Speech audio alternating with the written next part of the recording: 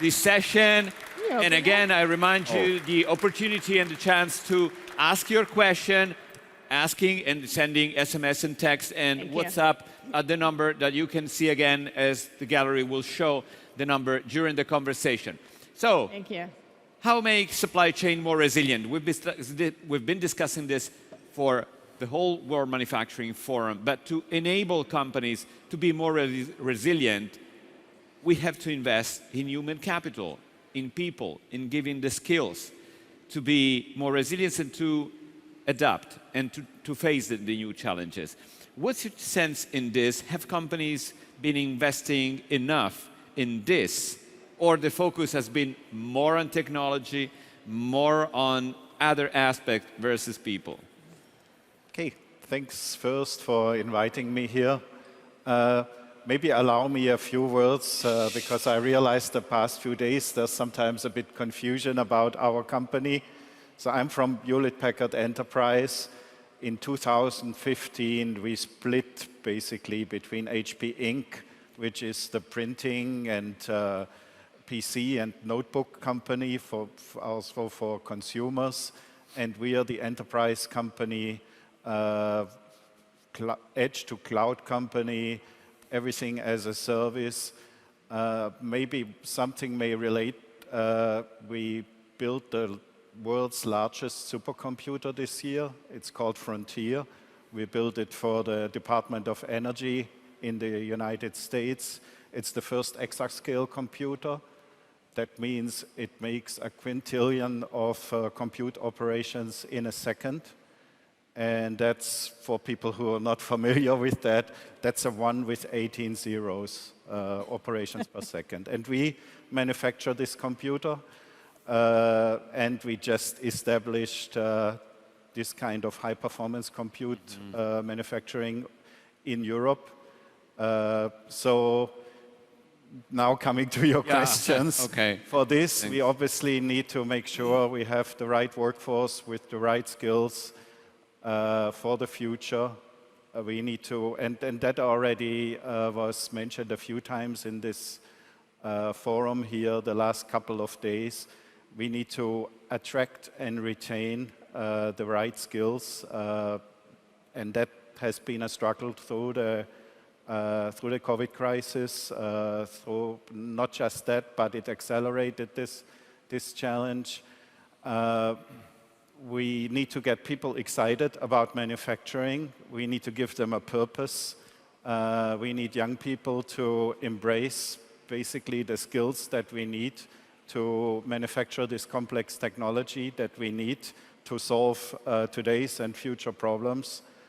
And from Hewlett-Packard Enterprise, we basically tell our workforce we want work that fits your life, basically. So we need to give them a purpose, and we need to give them an environment. During COVID, that was working from home. We called it edge to office. We gave them the flexibility. But it doesn't stop there. It's very important to consider inclusion, diversity. To be totally inclusive, you need to consider where are people in their lives, what do they want to do. It goes to parental leave. It goes to basically embracing all, not just the female male, but basically different nationalities, different cultures, different backgrounds, all contribute to solving these complex problems. Our pool of labor is shrinking. We have challenges with basically the demographic change. We have challenges, what we call the Great Resignation, that people don't want to work in a stressful, in a controversial environment, in a high-pressure environment, and they just quit. So work that fits your life is very important. And we need to retain the very skilled people that we have. If you look at, again, supercomputing, to build a computer that can do a quintillion operations per second, you need very cross-functional skills there. These you don't build them in a few years. You don't build them in a training course. You don't learn that at university. You need to retain these people. Absolutely. And to do this retention, basically, you need to create an environment where they want to work, where they basically see a purpose. So HB also says, basically, we are a force for the good, and we want to show that. So people have a purpose. It was already mentioned a few times in these discussions, basically being green, being sustainable. People want to work for a company where they like what the company is doing, to have a purpose. This is another kind of a disruption, because we were not used to have human capital and people behaving that way. Post-pandemic, things have changed. Let's think that in the US, just in 2022, 4.3 million people left their job. They call it the Great Resignation. And then there's the quiet resignation or quiet quitting, which is another side of the same kind of trend. So it's unprecedented. And when we talk resilience, we have also to be prepared to face this also in the human capital management. But Rhonda Barnet, you do have skills into your brand name. Can you introduce us Palette Skills? Thank you. So great to be here with you. So you would know of me in past years speaking about women in manufacturing. I come from the manufacturing sector. I own a manufacturing company. I've spent 31 years in manufacturing. And a year ago, I took on this new role as CEO of Palette Skills. Palette Skills is a national non-for-profit in Canada aimed to disrupt the workforce challenge and to bring the much-needed talent to the growing industries in Canada. And so how do we do that? We look at this sort of double drag on the economy. We have really highly educated people in Canada that are unemployed and underemployed, almost 2 million of them, unemployed or underemployed. In Canada, we have 65% of the working population has high-level advanced tertiary degrees, and yet we have all of these displaced, disrupted, disadvantaged workers. And we have manufacturing as a growing sector looking for the talent and saying, well, I don't see in that pool, I don't see the credentials, I don't see the sector experience. So I now sit at the intersection of industry, academia, and government to disrupt that, to disrupt the way we think about talent. That it's not so much that we don't have it, it's that we underutilize the talent that's there. So how can we start to look very quickly at the talent that is there and repurpose it and repackage it for our needs? Because I read in the report that it's going to take 135 years to reach gender parity. So that's a big problem. And I'm here to help solve that problem, but we won't do it with all of these long-term investments. We can't wait 135 years for women and youth to make up the gap that we have. We have to take the talent that's there, understand its value, and understand how we can repurpose and repackage through rapid upskilling programs. And we'll do that by changing the way people think about jobs, the way industry thinks about their talent, and the way that our educators think about how quickly we need to respond to this challenge. So that's what I'm getting to do now. Yeah, well, here and globally, government and companies are working on the same kind of challenges. Your experience, what's the most effective approach that is giving more results, more output? Yes, so we've been piloting our approach for 3 years, and we're just about to run this at scale across the country in this next year. So our approach is that industry is in the driver's seat. Industry is the customer of talent. We've kind of had it the other way around, where academia was, pushing out whatever talent they thought that we needed. But industry's in the driver's seat. Understand what you need. I need to hear very specifically what you need in the skills. I don't want to hear about the credentials. What does that person need to do? And then we have methodologies to go and look at those pools of talent that have been disrupted, that are kind of disengaged from the workforce, and see how talented they are, and that they are maybe 80% of what manufacturing is looking for. And we work with academia to run really short cycle upskilling programs in partnership with industry. Industry has to be on the floor with this. So it's a new way to look at this lifelong learning journey and the upskilling. It's not just academia's problem, it's our problem, so we need to be in the driver's seat. Well, Ugo Carratti, in this kind of situation, human resources management and planning is more and more sophisticated formula and crucial for companies. What's your experience? I connect with the topic that were already brought into the discussion. Basically, we need to approach this problem, this challenge, with new instruments and use it correctly. Basically, investing time in reflecting about the future needs of our organizations and about the transformation of the needs. Basically, I do a simple example. So we were a leading company for decades in selling hardware. So we are the division of the Bosch Group selling automation and hydraulics. Number one. And now the world is changing and the software is getting more and more important. So you sell hardware, but you need to have software competencies, and soon we will sell software. So this is a dramatic change in the need of your associates. So you really need to have a look on the employability of your people, of the skill of your people. So you need to have a clear plan, what will happen in the next year. You need to have a clear picture about your current people portfolio, so to understand who is going to retire and you will miss crucial competencies, and where do you need fresh competencies where it's not realistic to reskill somebody in your company. Yeah? And basically, along the time we are living in with the great resignation wave and so on, so we really need to introduce a risk-oriented people management.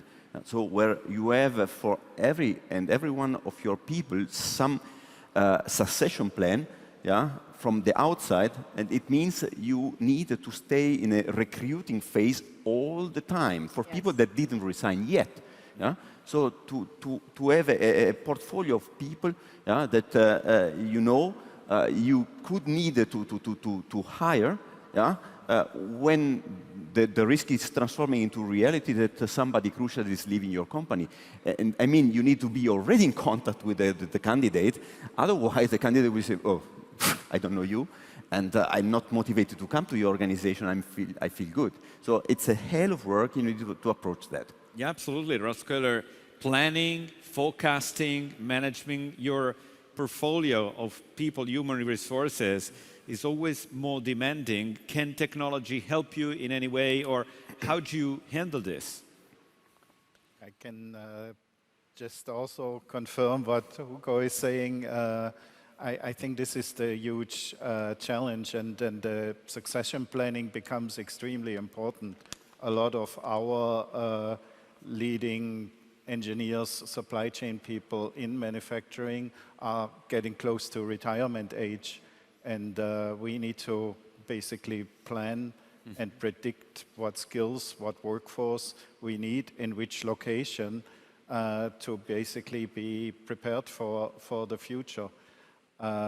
We are, again, at Hewlett Packard Enterprise, we are trying to grow as much as we can from within. It's motivating for our people. They have a clear career vision. So I think it was also mentioned a few times, collaboration with universities, working a lot with interns gives you a funnel of talent, but that funnel you need to develop, and you need a plan, and you need to, as we are a global company, we need to do this in the right locations according to our location strategy. So that needs very long-term planning. These are long-term investments. We heard from colleagues from Intel that building a fab is a huge investment. Building the workforce is an even bigger investment, and it's not short-term. You need to work for the next 20, 30 years. You need to build the talent that you have then maybe in 15 years. Was also mentioned, cross-functional skills become much more important here. And that takes time because you need to rotate people through multiple functions. There was a good example yesterday about shortages, chip shortages. So you need an engineer that can design the product, that can basically design the manufacturing process for the product, but that engineer also needs to consider the supply chain. Where is that part coming from? And could there be a potential disruption? Could there be potential alternatives? I'm building a huge supercomputer now. I have a problem with a specific part. Can I source it somewhere else? So for this, you need cross-functional skills, not just in one area. And to grow these skills, you need time and very, very good planning. Absolutely. Rhonda Barnet, how do you see this? Because the recent events, including the trend to deglobalization, are always also impacting this. Because in the past, companies thought, well, we do have some pocket of human skills and resources, you know, India for software, Eastern Europe for other kind of functions. Today is different. And each and every country is trying to reconnect with these kind of topics and approaching this. In Canada, for example, how do you prepare for having a skilled labor force adapting to the future needs? Yeah, I think just to kind of build on the conversation, it really is this multi-channel approach to the skills challenge that we have to do. We have to do it all. We have to do these long-range investments. We have to do these short-term investments. We've just gone through this massive disruption in society, in our sector, in our labor force. So it's time for us to really look at talent as a finite but abundant national resource in our countries, and what are we going to do to capture the most value from that resource? We can offshore some of our talent needs, but I think we all know that we need national mandates for talent, and to do that we have to have very strong national focus on how we are presenting the sector. How does the sector look to society? What are the pathways? Can people see the pathways? I think the biggest image that I would want to talk about would be a ladder. And in my career, in my 32 years, you climbed a ladder in the manufacturing sector to get where you are. I'm a CEO right now, and I climbed a ladder to get here. But today, we have to build bridges and pathways and all kinds of connectivity for the people that are out there, that are smart, that are hungry for the work. So I think we have to have all these multi-channels and really think about how we are accessing talent. What are the pathways to talent in the various levels of our companies? This is a cultural shift for companies, Ugo Caratri. How do you approach this at Roche Rexroth? The cultural aspect is key. In my eyes, the cultural aspect is the most important one. Finally, we are living in times that are getting more and more volatile. And I always do the example, we need to search for the reason why Monday morning one is more or less happy to wake up and say, yes, I will go to the office and I find my gasoline in the challenges I have over there. So, and that's really a huge task, where in the last decades we were not really that careful on. And we really need to understand what is the gasoline of every and each our people, because we need to elaborate the fact. On one side, we need to spend time in finding a purpose, but on the other side, we need to find something which is addressing the increasing diversity of our people. So we will need to have some kind of a personalized purpose and to speak to every and each of our people. And basically trying to represent the fact that the volatility is not a bad situation, but only a situation. It's new, so we lived out of 30 or 40 years where it looked like the future is predictable and everything will get better, and next year will be better than former year, and so on. We need to be at the side of our associate to to elaborate the frustration that this one was eventually an illusion, yeah? And we need to find fun and to have fun in serving the way of today. And the wave of today is different with the wave of yesterday, and probably it requires a new approach, a new training, but let's have fun and let's search and find the opportunity inside. It's a great challenge. It's completely It's a new challenge. way of It's a thinking leadership about the challenge. relation with your people. Ralph Köhler, this is your challenge, but also your customer challenge. How do you approach this, and how can you help also in the supply chain?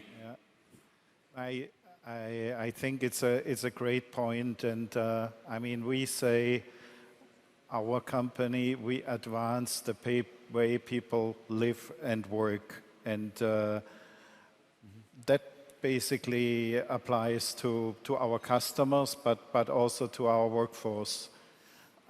We want to be a force for the good, and I think that's important. It's important for our customers.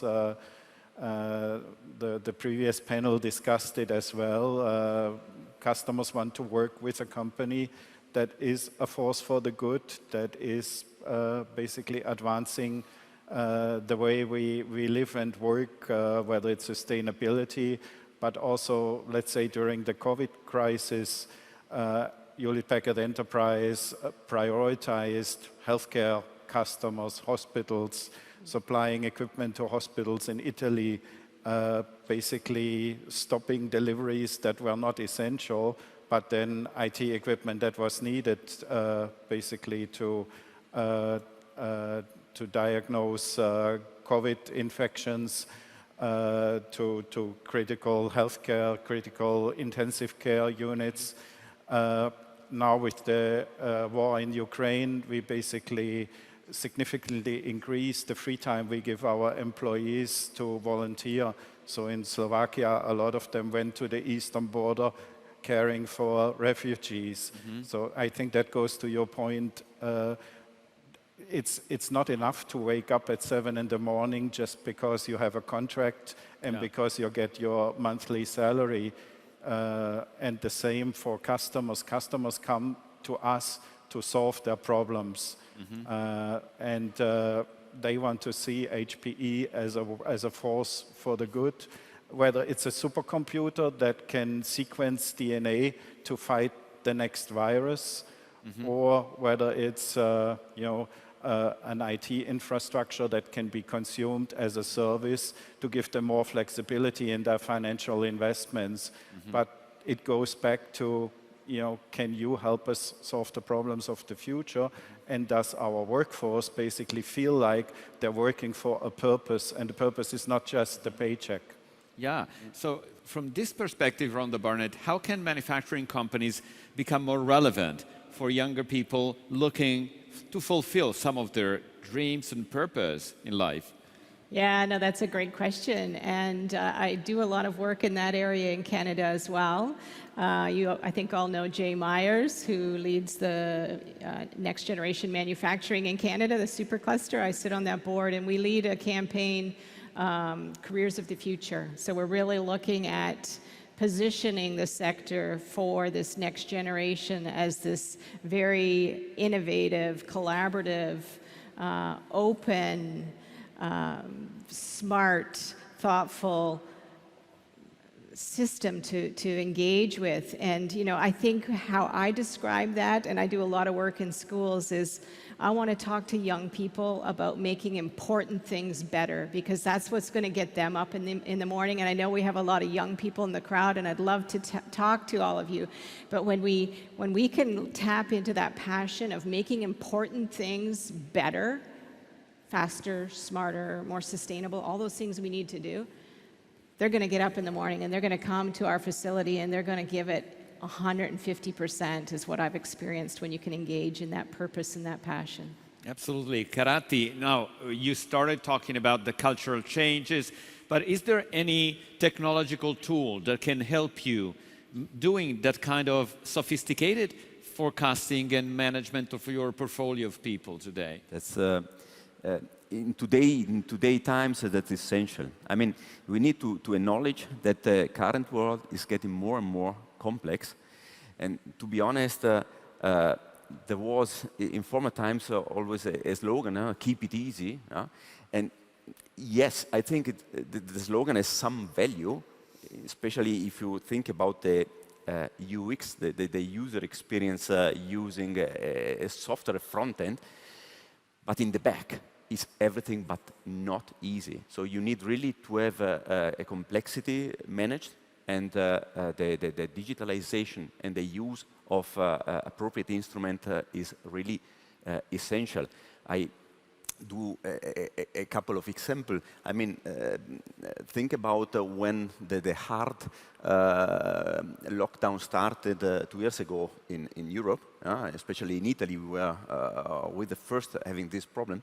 I mean, we were happy having worked out on lead generation automation tool. I mean, from one day to the next, we were not able to generate lead and to generate sales. So, and we were really happy having worked timely on an instrument where you can instrumentalize social media, you can instrumentalize digital instrument to get in touch and stay in touch with customer, and you want and generate. It's only a small example of how essential and how crucial is digitalization. And especially, I mean, if we talk about supply chains, I mean, the world is getting more and more complex, and you have to connect the purchasing system with the forwarding system, with your resource planning system, and so on. You really need to think about solution, how to get all the data in a repository where you get the freedom to connect all the data and try to get knowledge out of the data. And in an increasing complex world, this is really essential to have an approach and use the technology with people that can use it.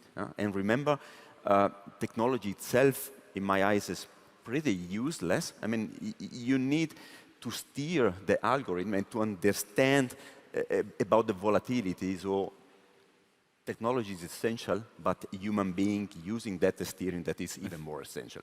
Absolutely, Keller. Now, it goes back to supply chain management and also understanding the need of your supply chain in terms of human resources. And we discussed this morning transparency into supply chain. How do you get there? And do we need a single ERP, for example, a common ground to understand each other inside the supply chain? Where are we from that perspective? I think you were reading my mind.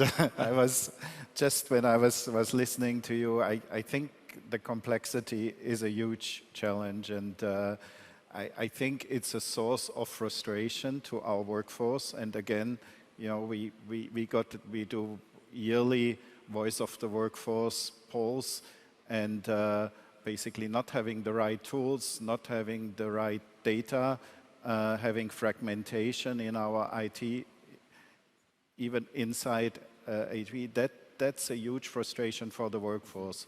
So basically standardizing, simplifying. We went through a huge transformation to go through a single ERP system. We went from 50 ERP systems to one in Hewlett Packard Enterprise based on SAP HANA. And we continue the transformation. You need to break down the data silos. You need the supply chain visibility. We call it upstream supply chain visibility. We need to know what's going on in our suppliers, in their suppliers. And we need our team basically to have that unified view on the data, not fragmented, so they don't spend all days crunching data in spreadsheets and shooting emails at each other, but can basically work on the strategy, can work on the customer needs. And that is, again, helping us retain these employees because they want to do meaningful work. They don't want to reconcile 50 different systems, do spreadsheets, run macros. They want to do meaningful work, and we need to give them the tools for that. Well, we cannot discuss the future of workforce without discussing demographics. And indeed, the first question that I got, Rhonda Barnet, from the audience is about demographic, because one of the colleagues here says, you know what, Africa and Asia ex-China are still having a positive demographic dynamic, as Europe and the advanced economies are in what they call a demographic winter. So we are going back. Italy is living one of the most rigid demographic winter from that perspective. How do you see a rebalancing of this? And we already mentioned a bit that. And do you think that this will make human resources more and more precious and rare for manufacturing in the future? Yeah, and certainly Canada, falls in that category of a declining population, and it's only through immigration that we're maintaining the population that we need. But as a country, we're bringing in these highly skilled immigrant workers, and they're driving taxis and they're serving our coffee in Canada. So again, back to this idea of this underutilized talent source. I think the talent is there in the world, and if we're going to go to the effort of bringing these amazing, talented people into our countries, we have to change our mindset of how we're going to leverage the talent that is available. Because in our programs, we are actually currently serving about 70% of our participants are newcomers to Canada, highly skilled, highly qualified, and they go and they show up for an interview and they say, you don't have sector experience. You don't have the credentials. And so that's our lens as a sector. We have to get rid of those two lenses, because you know what? Those people have the credentials. They have the experience. It's not the way that we've seen it or experienced it in the past. And so we have to change our lens. And I think we'll have an abundance of talent if we as a sector can stand up and get this right ahead of other sectors that might beat us to this on scale. That's interesting, because next question for Karate and Köhler from the audience is about risk killing, and they're asking how can it be solved in a short time, the risk killing of workers who do not have inside companies, people that already work in manufacturing but has to be reskilled or upskilled to handle, new technologies, new processes, and so on. Karate? That's a key question, a good one. I mean, the point is, in each part of the value chain, starting from the assembly line back to the sales order process management and so on, we need to think about the fact that we need less and less the brute force. We need less and less some repetitive tasks, and we need more and more brain. We need more and more people thinking and identify themselves in the company purpose and in the company objectives, and more heard. And I mean, the technology for reskilling we have a bunch of technologies like presence, frontal reskilling, training on the. We have a bunch of technology for reskilling. The point is, in my eyes, more really in the engagement, that the people understand the importance of remaining employable and do not get frustrated their own competencies are getting obsolete. And in that sense, we are in front of a big transformation. And we need to have all of the people on the board and knowing that they need to update their own skills every day. And when it comes to the point that it is not possible because transforming a mechanical engineer designing hydraulic circuits into a software coder, it's hardly possible. And when it comes to this point, we need really to care for the diversity and care for an appropriate personal branding outside, that the company is staying attractive enough and somehow inspiring enough for younger people. And remember, in our case, our competitors in the past on the talent market were our competitors in the market. Now, our competitors in the talent market are like Google, Amazon, and so on. They're completely new competitors. And to be honest, for young people coming out fresh from the bachelor, I don't know if Bosch Rexroth is the same attractive like Google or Amazon. Now, for the first time in the recent cycle, those guys are laying off people, are putting people outside. Maybe we're there. it might be cyclical, but there are thousands of skilled people that have a CV based on Google, Amazon, Microsoft, and so on. Keller, how would you reply to the same question? I think it's a combination. I agree. We have to attract the talent. We have to be attractive. We have to, like I said, work with universities. We have to work with graduates. But it's also change management within our own company. The people who were basically moving the boxes and doing the inspections on the assembly line, they need to be the ones who now design the automation. And we need to give them the freedom, the motivation, change their mindset, take away the being scared of automation and seeing it as an opportunity. And I think your question to basically Google and Facebook, I think we have to be smart here. We have to, we talked ahead, we need to plan the skills we need for the future. We can't be in a hire and fire culture here. This is precious. We don't blow up a 20 million investment in a production line just because we need 50% capacity next week. The same we need to do with our workforce. These key skills we need to build over years, over decades. We cannot hire them in a day, but we also should not fire them in a day just because of some shift in capacity. That makes a great difference with that kind of corporate culture, and it's a leverage that manufacturing can use in the relation with young people. Just before we sum up with your final takeaway, I want to get back with Rhonda Barnet to the gender topic. You mentioned 136 years is the time that if we go on with the same pace to close the gender gap. But if I look at the manufacturing sector, to me, it could take centuries, because I think it was Klaus Betz who said this morning, manufacturing hasn't got a future if it won't be a playground attractive also for women. What's your sense of this? Because manufacturing has changed, the perception out there has not. How many minutes do you have for me? I'd love to speak about this. And of course, we wanted to put something forward at the Forum for Women in Manufacturing. I did work with Christina Yon. We do have a paper that we'll be releasing in the spring that will demonstrate, we've done a study that shows that as the representation of women increases in companies, the profitability goes up. So the business case is there. We know it.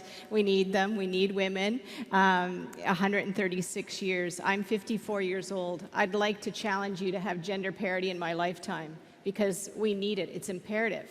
And women want to be there. But there are all kinds of systemic issues with this sector that need to be addressed. But they are simple things that can be addressed. I lead an organization in Canada, Women in Manufacturing. There's a website, womeninmanufacturing.ca, that has free toolkits for manufacturers with simple guides. One of the biggest things is a male leader guidebook. It's manufacturing is led primarily still by male leaders, and they want to do their part and don't know how to do it. So I think it's up to government and the foundation to help institutions and leaders have the tools to make the difference, to make better choices, to make more informed choices, to clean up the culture inside of our organizations so that women and youth want to be there. Yeah. And in my lifetime, let's make it happen. Fantastic. Karati, your takeaway just in a minute, what you think is the main idea to share? The importance of workforce for transformation, and the importance of leadership in finding ways to enable a fulfillment for the people. Thomas was talking about purpose. That's exactly the challenge of the time to come. Finding an individualized reason for the people to identify with the company and find their fulfillment, and pushing all together to win every and the single competition in a sportly way. Ralph Keller. Yeah, I think, again, advancing the way people work and live, and basically providing our workforce a work that fits their life. And I think there I come back to you know, how do we increase the diversity and the inclusion? We have to think about what are the obstacles. We created a 6-month parental leave for each child. So for if you have 3 children, you get 3 times, 6 times parental leave, and that's that's something very concrete that you can do. It's practical And we have to think what makes it possible for the people that want to work for us to combine their life with the work and make it a win-win. Rhonda Barnet, your takeaway? Well, I think I said a lot, but I believe that we live in a world with an abundant source of talent, but it's finite, and it's up to us what we do with that. And I think that we're an innovative sector, so we can figure this out. So I hope collectively we can do our part and win in the talent race. All right, fantastic. And I do agree with the takeaway of one of you that sent a message saying the mission of manufacturing companies should also be facilitate growth of employees. And this clearly is another part of the cultural changes. Thank you again, and Thank you. great discussion. Thank you.